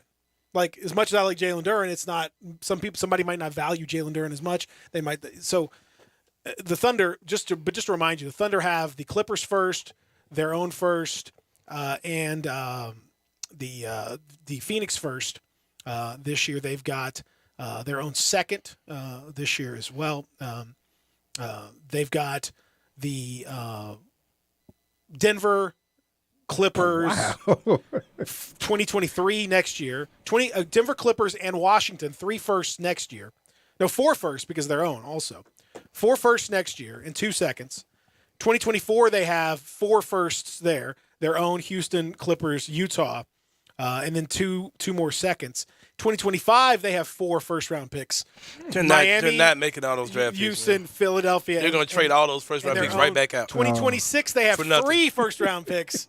They're gonna draft Bronny James. That's what they're doing. So they have 16 first-round picks. You're not drafting that many dudes in the next 4 years. It's you absurd. can't draft that many dudes. It's too many guarantees. That's a roster full of players right there. No. But obviously they're not going to take all those picks. Yeah. But what it does do is it gives you a huge amount of flexibility. Yeah. Now the flip side is, man, somebody's going to finesse them out on picks, man, because they got to get rid of them. Because that's the other side is that you end up with a situation. Because Boston was not to this degree, but they were in a similar situation with a lot of picks and a lot of young players and all that stuff. And they never could get the right deal because people kept trying to kind of get more out of them. Plus they were greedy. They were greedy. And they didn't want to do that. So they're in a really interesting and potentially very good position. But by the same token, you got to actually. I've told you guys before, and I'll say this again. And I think it's vitally important, and it's something that people forget about when it comes to this stuff. It's one thing to be able to have the freedom to make whatever pick you want to make, whenever you want to make it, all that stuff. That's what they want. They're fine Like, when you're in the rebuild mode where Oklahoma City is, all you care about is value of a pick. Like, you don't even really, other than like maybe Shea Gilgeous-Alexander, there's nobody on the roster that's untouchable. There's no deal that's off the table. So you can just make whatever deal and, hey, we got rid of some guys. Doesn't matter. Well, now he is, but he wasn't, last year. Right. So when you're in this rebuild, you can do whatever you want. Pete, do you still have those picks in front of you? Hold on. I'll get to you. The difference, though, is that once you start trying to actually build a squad, once you start actually trying to build a team, then you have to make targeted trades.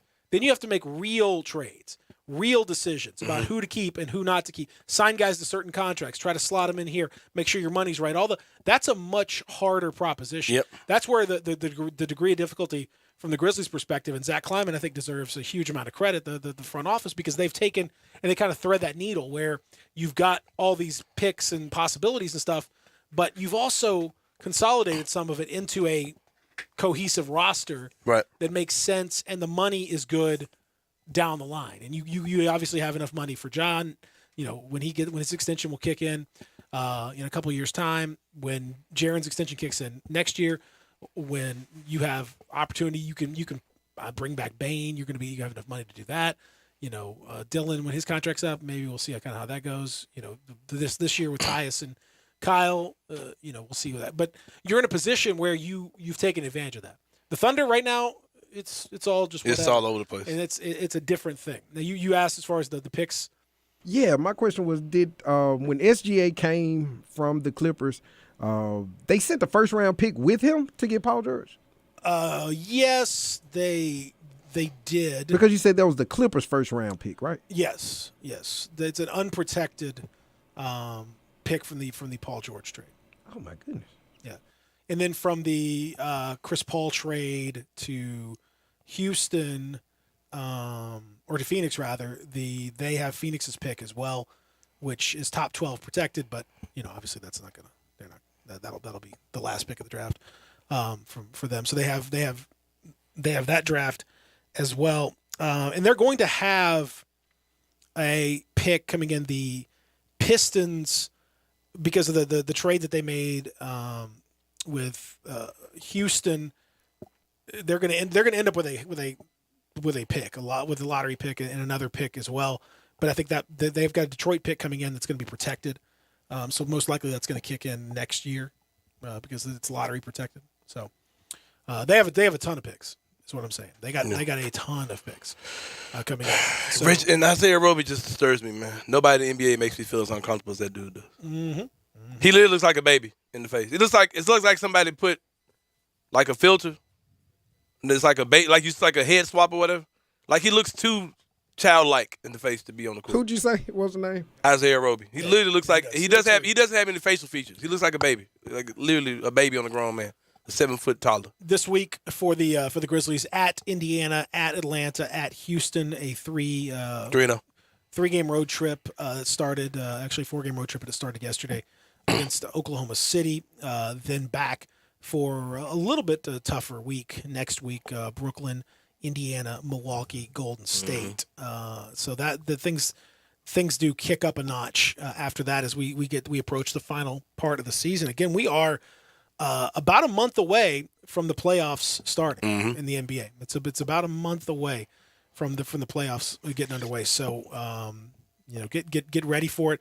Grizzlies have not clinched it yet. They of course will soon enough. 47 and 22.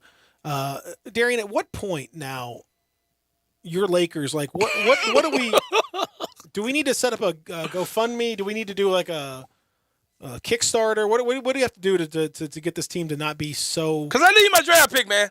I mean, like they suck so bad that it's really concerning. The Suns were up like 48-22 after the first quarter. They scored 48 points without Chris Paul against the Lakers, who Anthony Davis is like, yeah, if I had been on they wouldn't have beat us, but you never play. See, I'm shocked. So no one would know. I'm really shocked at you. It's not about the Lakers anymore. This was all about Phoenix. They're the number 1 seed. Aren't they doing what they're supposed to do? No, it's about the Lakers. No, it's about the Lakers. Man, y'all are terrible. We're hurt. That's what I'm saying, man. Y'all hurt. You're hurt. You're Your old, man. Your spirit is hurt. Right, but in all honesty, I mean, You I know they're not going to do it during to draft watch night. them. But I would sell LeBron. I would sell AD. I would sell it all. Do what? Just sell it all. What you mean sell it? Trade him? I want all those picks OKC got. You can have LeBron. Bye. Why would You they can have do AD. that? They're not doing it. I guarantee you, a small market like that, yes, they will. They give it all up for 1 year, 38-year-old What y'all LeBron. gonna do to get a bunch of draft picks? Hey, The I Lakers? mean, what else are they doing? But it's Phoenix. Phoenix did what they were supposed to do. So I don't look at the Lakers as if, they're supposed to be the 2 or 3 seed. I just need y'all to give us that draft pick, man. Can You y'all do get that? it, man. Can y'all do that? Shut it down. You can have it. No, I don't need y'all to shut down nothing. Oh, you need us to keep winning. I need y'all to win enough. No. Bro. Lakers play Toronto tonight. Another freaking L. Then at Minnesota. L. Go ahead, L. At Okay. Toronto. L. Okay. At Washington. Win. No. Please keep Washington. It's gonna be in the middle. It's gonna be in the middle of that's a huge one for the Grizzlies right there. At Cleveland. L. You speaking Lakers, right? Yeah, this is Lakers. Okay. At Cleveland. Garland is out right now. That's gonna be trying to find a win, man. Oh my God, I'm begging for wins for the Lakers, man. Okay, win. Then it gets Philly. By the way, the Lakers, 7 of their next 8 are on the road. I'm sorry. I don't expect much. 7 of their next 9 are on the road. I don't expect much, guys. Well, you shouldn't. And then the schedule is they close out. They close out with Dallas, at Utah, Pelicans, Denver, Phoenix, Golden State, Oklahoma City, Denver. That's like 5 losses out of that's. I mean, they might have 1 win in the last month. Is AD coming back at all? No. You know the answer to that question. That man might be retired. He might not come back and play basketball. Period. What? But don't they want to get into the play-in? Like the Lakers can still make the playoffs, man. Do they really want to? No, they ain't. You know they ain't quitting on the season, bro. Come on now. They gave up 48 points in the first. They gave up 140 to the Suns in the game. But LeBron had 50. Man, LeBron's trying to get that score record. He don't give a crap about winning these games. Someone sent you a message too, Pete. His name is Russell Westbrook. It certainly isn't on. Is the season over? No, sir. Thank you. So, what did you envision? Since you spoke for me, I want to know what you thought I envisioned. Thank you, Russ. Thank you. Is Russell Westbrook the Alex Lomax of the Lakers? Yep. And when I said, I'm not saying scapegoat. I'm not saying the obvious stuff. Like, do we put too much? Because we get to the point where we start blaming everything on Alo. Don't do that, man. And Alo is a victim of his circumstance. They didn't get anybody better than him. You know what I mean? Like There's a top 75 NBA player. I'm not saying they're the same player. I'm saying both of them are getting blamed for stuff that really ain't got nothing to do with them. Oh yeah, no, I wouldn't misunderstand you. I was saying don't give him a break. Wrong. I'm gonna say wrong on that. Okay, why you say? What has Russell Westbrook done in his career to improve that jump shot? No, but what I'm saying is, it's not Russell Westbrook's fault that he got brought to that. Yes, it organization. is. That he got brought to that. Yes, team. it is. No, it didn't. Yes, it he is. Didn't, he didn't trade himself to the Lakers. No, but he pushed for it. Just like they all did. They all pushed for it. Yep. LeBron deserves. That's why LeBron is like, LeBron has to be taken. He doesn't get a break. I'm with Pete on LeBron that. He doesn't get a break in this, and Russ doesn't. Oh, he's terrible. Because I hate seeing the greats like turn into that though. But it's just again he work on your craft or find a different way or whatever. Like lots of guys have improved their shots. Lots of guys have developed the jump shot. Because all he's worked on is his comebacks. All he's worked on is and not wearing shirts. Yeah, look, not wearing shirts. He's working on his fashion, which is cool, and he's all that stuff's great. But like he's not. He didn't change his game at all. He's the same player. He was as a rookie. As he has been for the last 7 or 8 years at least, and maybe even. But longer than that. Except Since that a rookie. Except that he's not nearly as athletic. Yeah. And he just can't make up for all that stuff with this. Oh, you hurt to see ability. it. Yeah, it hurts to see it, man. But I give Alo a break. I don't give this Joker a break, none whatsoever. Because every metric says he's still the same player he's always been the past 8-9 years, except for he's on Laker television. I mean, if you don't, he don't have.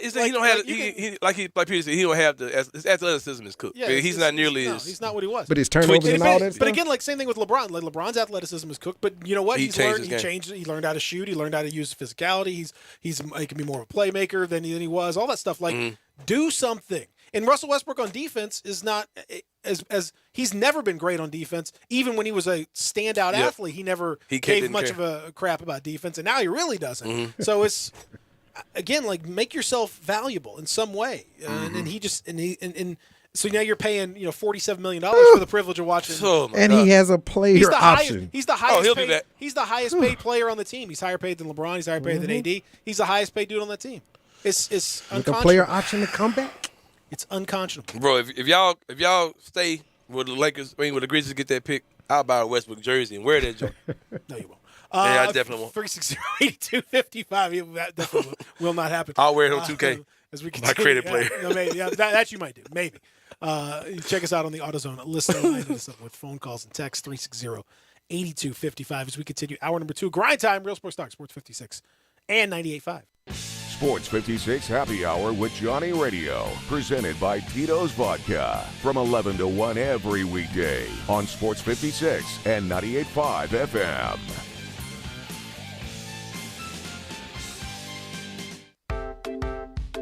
The Family Leisure family is growing and they want you to help them grow even more.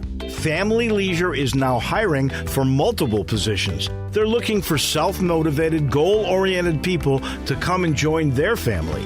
Some of the positions include sales for swimming pools, hot tubs, and patio furniture. There's sales and associates for chemicals.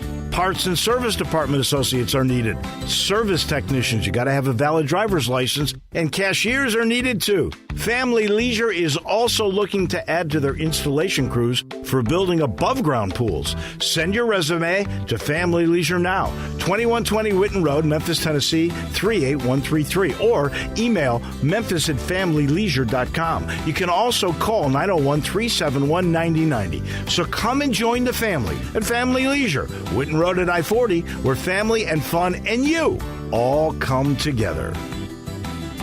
Coming this spring at Southland Casino, all bets are on. Visit the Mid-South's largest and newest casino complex. Southland's shiny brand new gaming experience features 2,400 slot machines, 50 table games, a sportsbook area, and 8 new restaurants and bars, all on our casino floor, which spans 2.5 football fields long. Starting in April, gaming in the Mid-South will never be the same at Southland Casino. Must be 21 plus. Play responsibly. For help, call 800-522-4700.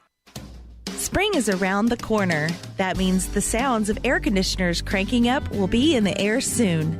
Hi, this is Lauren Choate with Choate's Air Conditioning, Heating, and Plumbing. This month only, receive $1,000 off the purchase of a new Carrier AC unit. No gimmicks, just $1,000 off for the Choate's Early Bird Carrier AC Special. If your AC is in good shape, call us to get your $60 20-point AC tune-up to get your AC cleaned and ready for the warm seasons ahead. Choate's is here for all your cooling, heating, plumbing, air duct cleaning, and commercial needs. Call us today at 347-8086 to take advantage of these early bird specials. Or to schedule online, visit ChoatesHVAC.com. So turn to the experts with Choates. And remember, let our family serve your family.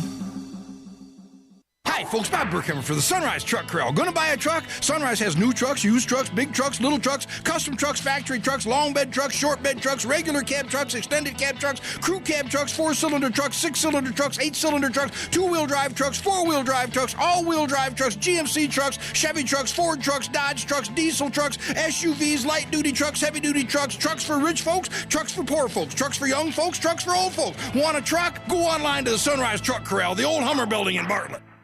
Now, back to Sports 56 Grind Time. This hour is brought to you by Poultry Power. Here once again are Peter Edmiston and Anthony Sain.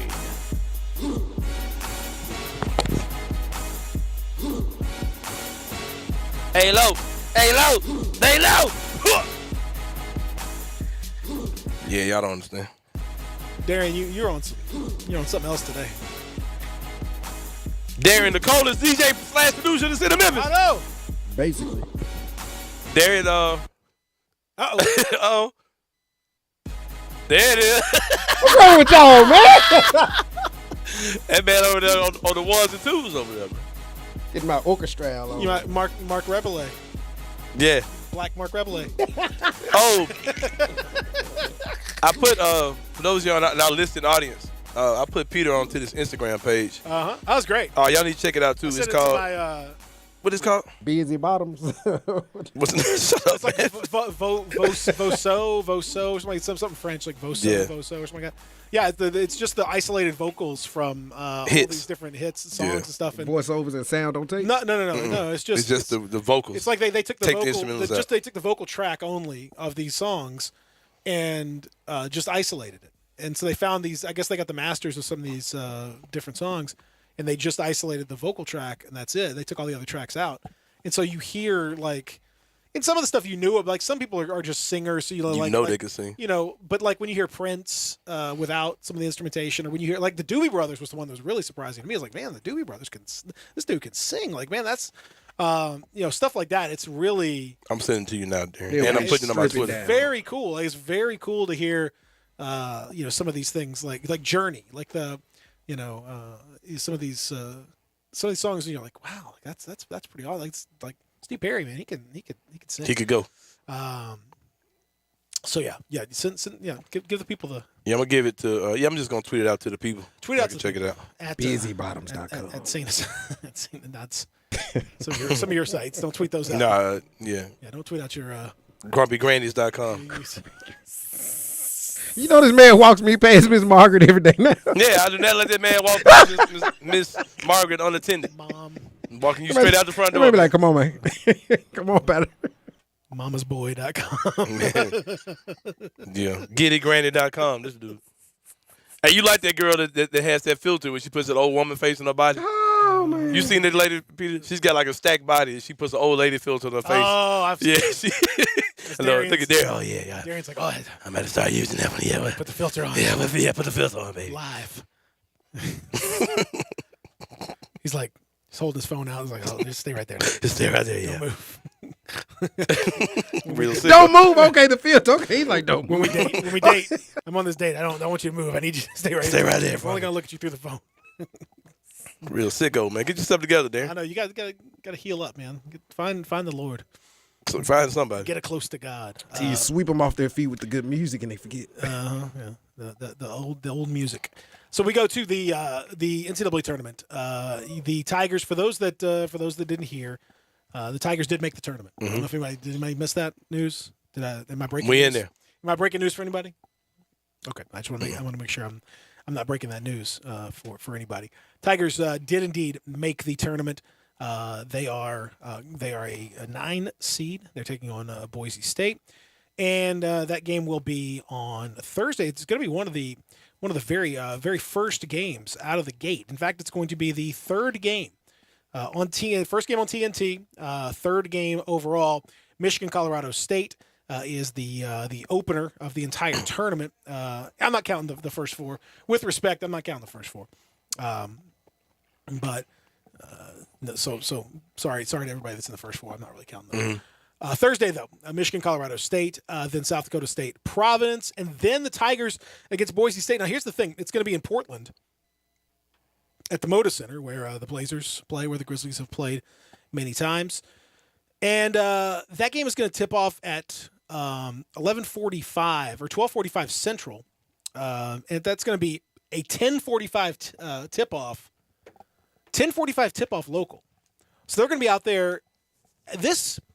I think this has not necessarily been talked about yet, but I think it could be a factor.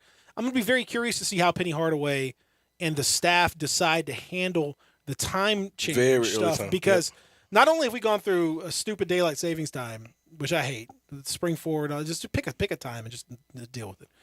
So not only do you have to go through that, which if you're anything like me, your sleep schedule's messed up because you can't. I'm totally messed up last night. We'll see how it goes tonight. Totally messed up. So not only do you have to deal with that, they fly across the country into Portland and have a time change. Then they're going to be playing at what is, essentially 10:45 local time. So that's a breakfast. That's as early. I mean, that's a really early start. And they're playing Boise State, who's already over. That's already out there. So I think that's how they respond to that is going to be really telling, because I could absolutely see, and that's one of those things that the tournament is unique in that regard. Like you go and play.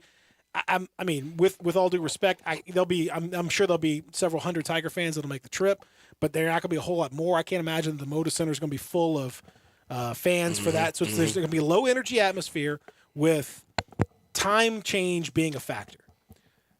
that's something they're going to have to overcome. Right. That's going to be they're going to have to plan for that in getting ready for this game. Yeah, it's definitely going to be a fact. Like you said, they're playing out west. Boise State's on that time zone already. So it's going, like you said, it's super early start for sure, man.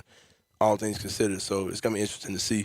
Boise State is also going to slow things down a little bit on Memphis. But thinking about Memphis, man, I don't know if we talked about this earlier or not.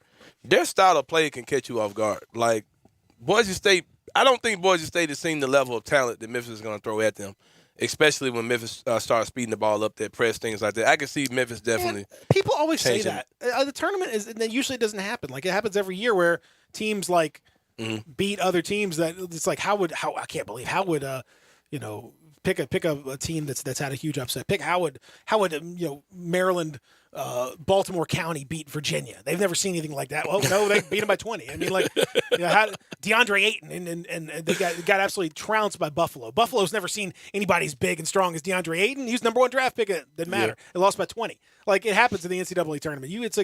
It's game plan. It's not just one guy. All it takes, especially for Memphis, and God knows they have this issue. 2 fouls, and guess who's sitting down, and guess who's coming in. So, all right. Are there any prop bets for the NCAA tournament? Because there's something about DeAndre Williams' first half fouls. I'm throwing my life savings. If we could put that number in 2, give me that all day long. He can't be as animated either, can he? Man, I think they're gonna tee him up. If he starts doing all that woofing and stuff he did this weekend, like they're gonna tee him up. But this is what I'm saying, Pete. Like Houston.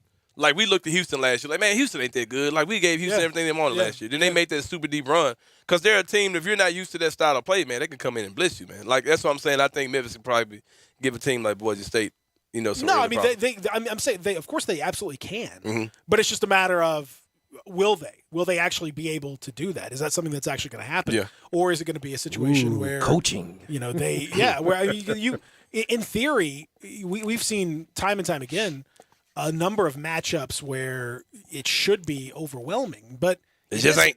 It isn't because of foul trouble, because a player just doesn't play up to their level, because some other player plays out of his mind. Like, that's the magic of the tournament, and coaching can negate that to a degree, but you have to be ready for those kinds of things, and that's why I bring up the time change and stuff. Like, there's so many logistical details that are different, and a lot of teams. This is where teams that are consistent tournament teams have an advantage, because you fly. You've been there. Your people have been there. You've done it. You've done all the stuff. You're used to the quick turnaround.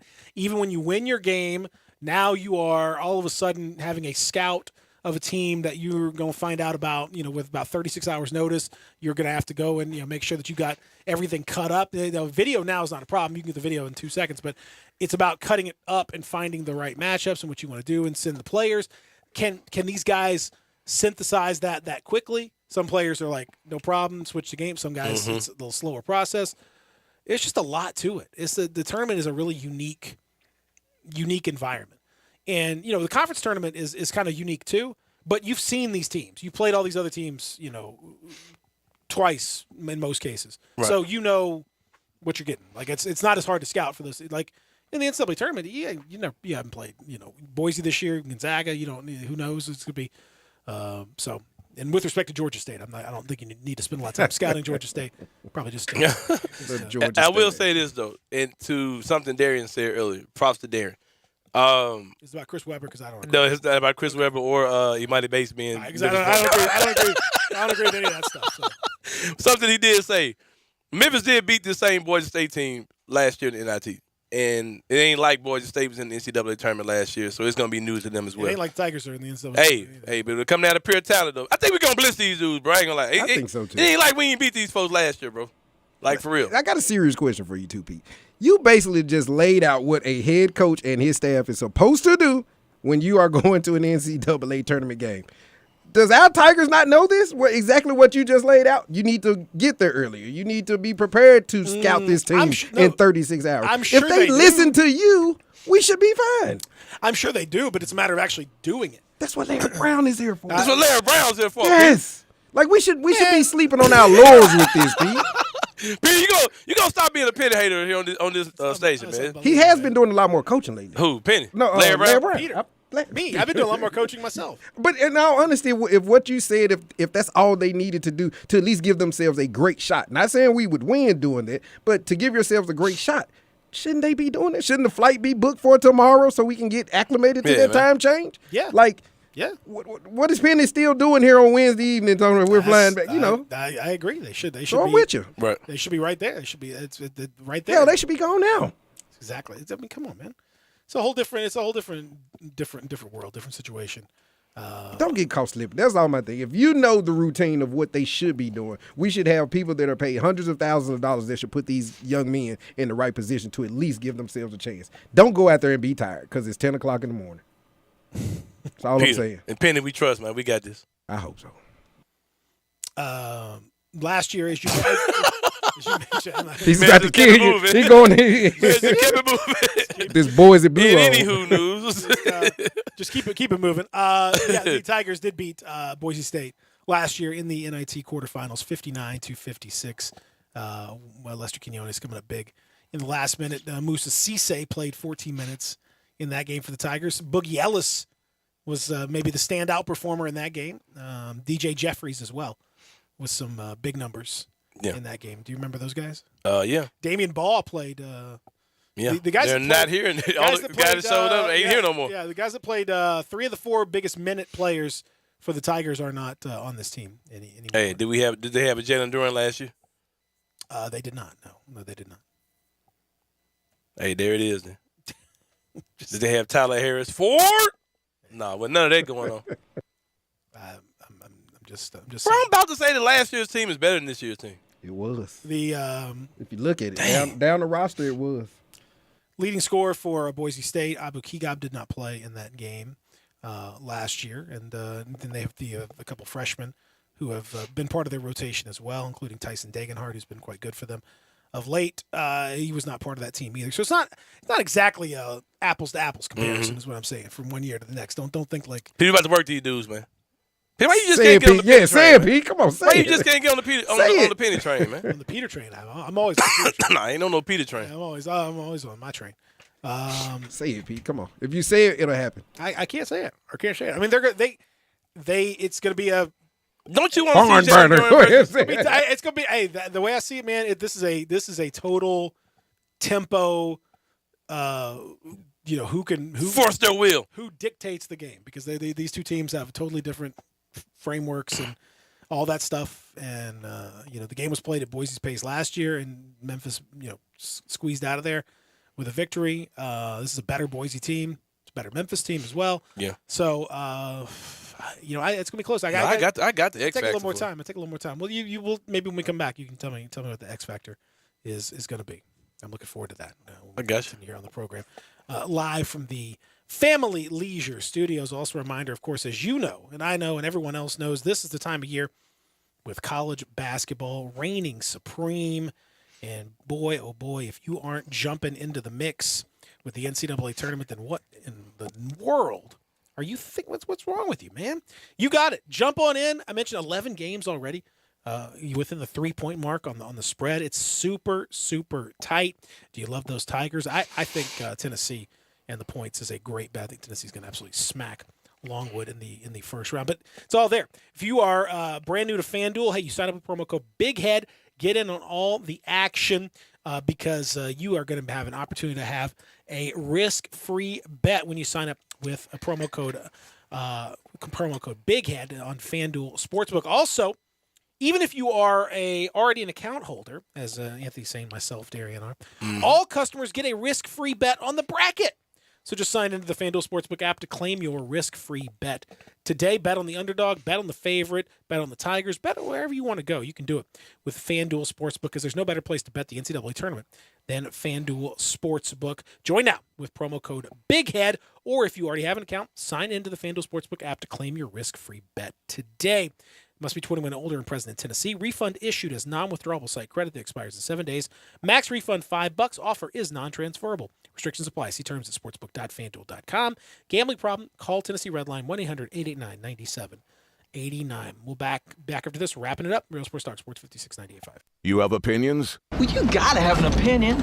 We want to hear them. Call or text us on the AutoZone listener line at 360-8255. That's the AutoZone listener line at 901-360-8255. Get in the zone, AutoZone.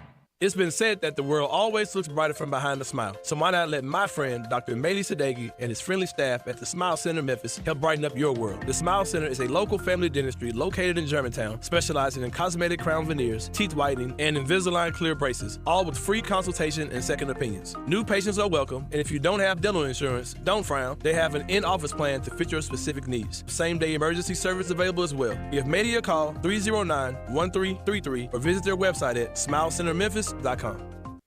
Get in the swing of things. Grab your friends, your clients, your employees, and go enjoy everything you love about Topgolf in a luxury suite while at Memphis' only Topgolf Swing Suite at Erling Jensen's Small Bites. Topgolf Swing Suite is an immersive social experience offering guests a luxury private lounge to enjoy Erling Jensen's extraordinary food and beverage service, all while playing a selection of games in a one-of-a-kind simulation day.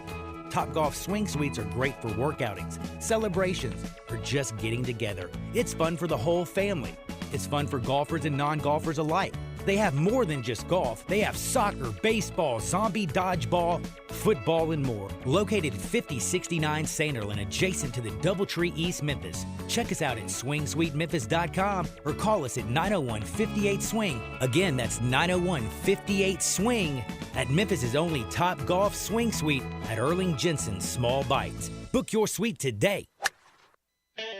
Hi, this is Troy Fiveash, owner of Fiveash Roof Services. If you need a new roof for your home or business, we hope to hear from you and will work hard to earn your business. We are experts and certified in residential and commercial roofing, siding, and gutter installation. I have been serving the Memphis area for over 20 years, and now with two of my sons working with me, we plan to be here for years to come. So if you need a roof, please give us a call. On a personal note, what a great time it is to be a Memphis sports fan. With the Grizzlies and the Redbirds and 901 FC, not to mention Tigers football and basketball, it's going to be a fun year. Thanks to Coach Silverfield and Coach Hardaway and their staffs for their dedication to the student and athletes, the University of Memphis, the City of Memphis, and us fans. Five Ash Roof Services, a proud partner of the Memphis Tigers and the official roofer of the Tigers home team. Five Ash Roofing, fair, honest, and ethical. 367-0050 or memphisroofer.com. 367-0050 or memphisroofer.com. Five Ash Roofing, it's what we do. We're here for you.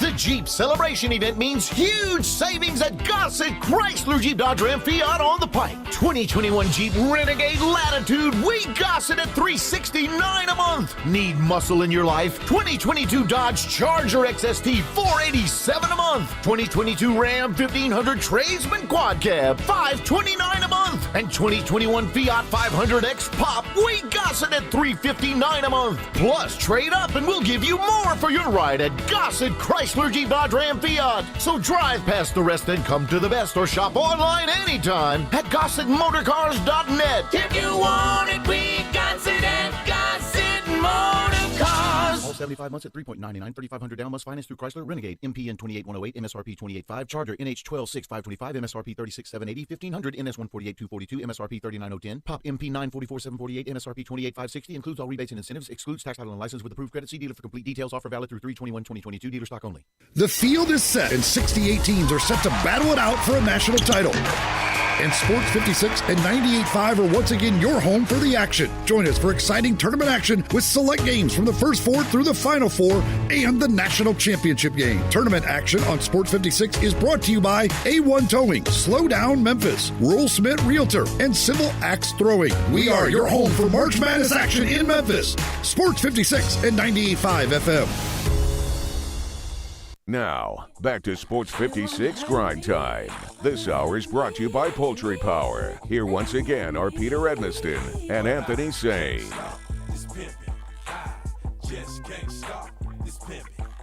Yeah. Sitting there watching these highlights of last year's game, Memphis and Boise State. I ain't gonna lie, I totally forgot Musa Cisse even played for us. Yeah. I totally forgot about that dude. What an unfortunate situation right there. Yeah. He's obviously talented. I think he's going to end up, doing something, but it just didn't work out at all. Yeah.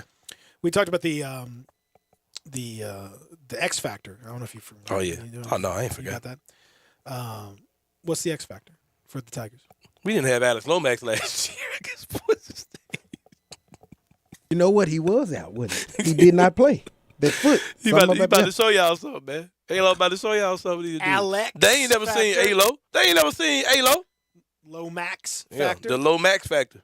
Go to the hole and get the ball just took from you. He tried to lay the ball up. There was a play. Throwing a pass to nobody. Nah, it was when he drove to the basket, and I can't remember who was cutting with him, but he made the pass so late. I was like, Alo, you should have made the pass like 2 seconds ago. I think I said that a couple of times. You missed them. They were just off a little bit. It was the right pass, the right guy, but the timing was just like, bro, he's at the rim with you now, so that pass doesn't make any sense. So I mentioned how tight some of these games are in the betting spreads and all that. I'm looking at the FanDuel Sportsbook now. Super tight. And just to give you an idea of why Providence should not have been a 4 seed, that game between them and San Diego State, 4-13. Providence is only a 2-point favorite in that game against the 13 seed. Now, that's one of those where it would look like, oh, my God, what a huge upset. But in terms of betting upset, that wouldn't be much of an upset at all. That's close to a pick 'em at that point, a one basket game. You see much more, Tennessee's a 17-point favorite, Kentucky's an 18-point favorite.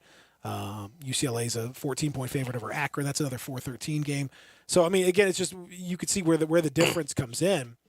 Like, obviously, they screwed this thing up. Obviously, this was not the correct situation. But so many games are really, really tight. So, good luck. That's all I can say. Yeah, man. Good luck to your bracket because you're going to need it. Memphis, for what it's worth, 2.5-point favorite at this point. They're going to win. 58% of Americans pick at Memphis. Okay. But only 0.4% of Americans. You know what this pick game is that people aren't talking about? But I'm going to be the first person. I don't mind being the first person. Mid-major this championship. Is ugly basketball court versus ugly. I'm sure Boise State's home basketball court is ugly too, but the ugly football field versus ugly basketball court. It's going down. Basketball court. Yeah. Obnoxiously blue court versus obnoxiously blue field. Let's get it. Let me look up Boise State. You know what? I also it's Boise State's home court is pretty terrible. Yeah. The field is worse, but the court is horrible too. At least it's not blue, but it's still pretty bad with this Broncos all over the place. The thing and speaking of Boise, because Boise was the site, actually the NCAA tournament site, when you saw Tyus Edney make that incredible layup late in the game. UCLA part of their run to the Final Four. Back in 94, 95, somewhere, I forget, one of those, the Jim Herrick teams. That court was crazy. Like the court, I remember how distinctive the court was. And one of my favorite things about the NCAA tournament, you go back and watch some of those old tournament games from the 90s and early 2000s, the courts were all unique. They all got to do their own court design. So like whatever the design that the team was or something else, they got to go crazy with the court design and have fun with it. It looked distinctive when you went to each game. It was like, you could tell where the team was playing because of the court. Now they made them all generic. Yeah. They all look exactly the same. There's a slight difference in the coloration on the outside of the court based on the region and all that stuff, but it's the same stuff. And they just changed the end lines with first and second rounds, and Sweet 16, Elite 8, and all that. That sucks, man. It's like the Super Bowl logo. It used to be cool, and now it's just the same thing. I'm watching it now. That court is like Boise State is letting you know, like you're here, like we're It's over the top, but that's fine.